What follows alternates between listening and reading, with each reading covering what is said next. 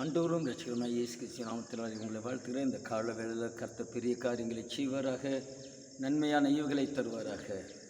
எனக்கு அருமையானவர்களே, ஏசாயா 39வது அதிகாரத்தில் ஒரு சில வசனங்களை தியானிக்கலாம். எசேக்கியா ராஜாவை குறித்து சொல்லப்பட்டு இருக்கிறது பாருங்க. 39 1 2 3 4 அக்காலத்திலே பலாதானின் குமாரனாகிய மெரோதாக் பலாதான் என்னும் பாபிலோன் ராஜா எசேக்கியா வியாதிப்பட்டிருந்து ஆரோக்கியமானதை கேள்விப்பட்டு அவனிடத்துக்கு நிருபங்களையும் வெகுமானத்தையும் அனுப்பினான்.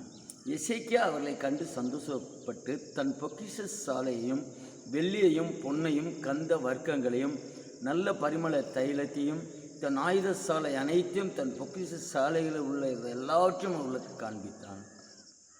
எசேக்கியா தன் அரண்மனையிலும் தன் ராஜ்யத்தை எங்கோ அவர்களுக்கு காண்பியாத பொருள் ஒன்றும் இல்லை. ஸோ எசேக்கியா ராஜாவை கர்த்தர் ஆசீர்வதித்தார், எதிரிகளிடமிருந்து பாதுகாத்தார். விண்ணப்பம் பண்ணின உத்தமமாய் நடந்த மனிதனை அவர் எதிரிகளிடமிருந்து பாதுகாத்தார், ஜனங்களை பாதுகாத்தார். ஜனங்களுக்காக தேசத்துக்கு விண்ணப்பம் பண்ணின பொழுது பாதுகாத்தார். 1,85,000 பேர் தூதர்களை கொண்டு சங்கரித்தார். அடுத்து வியாதிப்பட்டிருந்தார். ஆண்டவரே, நான் உண்மை உத்தமமாக இருந்தது உமக்கு தெரியுமே, உமக்கு உம்முடைய பார்வைக்கு நலமானதை செய்தேன் என்று தெரியுமே என்று கதறினார்.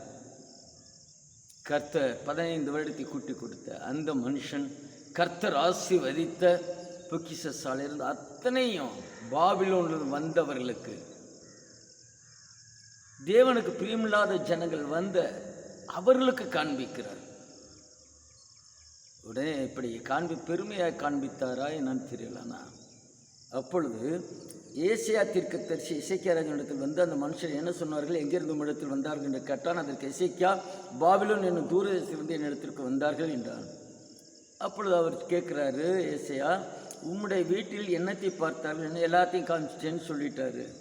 அப்பொழுது ஏசியா எசேக்கியாவை நோக்கி, சேனையுடைய கர்த்தரின் வார்த்தையை கேளும். இதோ நாட்கள் வரும், அப்பொழுது உன் வீட்டில் உள்ளதிலும் உன் பிதாக்கள் இந்நாள் வரைக்கும் சேர்த்து